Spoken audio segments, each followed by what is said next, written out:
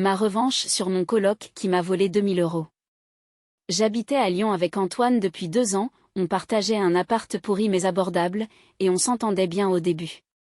C'était un graphiste freelance un peu bordélique, toujours en galère financière, mais sympa. Un jour, sa bagnole tombe en panne, il me supplie de lui prêter 1500 € pour la réparer, en jurant sur la tête de sa mère qu'il me rendrait tout en 2 semaines. Je craque parce qu'on était potes, et je sors l'argent de mes économies pour un voyage prévu. 2 semaines passent, rien, il me sort des excuses foireuses sur des factures imprévues, et promet de payer en plusieurs fois.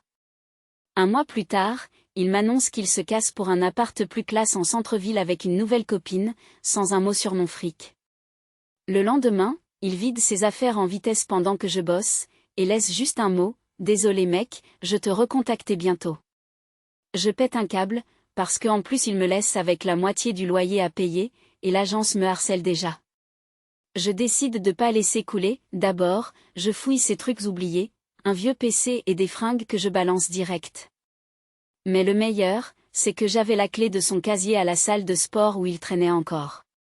Dedans, sa montre de marque et des bijoux qu'il avait ramenés de chez ses parents, valeur facile 2000 € facile. Je les embarque discrètement, les mets en vente sur Leboncoin sous un faux nom, et ça part en 24 heures pour 1800 € net. Avec ça, je couvre mon prêt et un peu plus pour les emmerdes. Ensuite, malin, j'ai retrouvé son nouveau proprio via son Facebook où il se vantait de son nouveau palace. Je contacte un huissier avec son adresse exacte et les preuves du bail pour le loyer impayé et mon prêt non remboursé.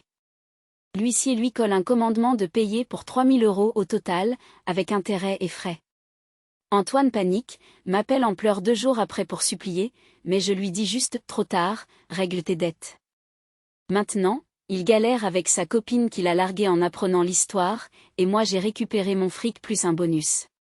C'est pas glorieux, mais putain que ça fait du bien de voir les cons payer leurs conneries.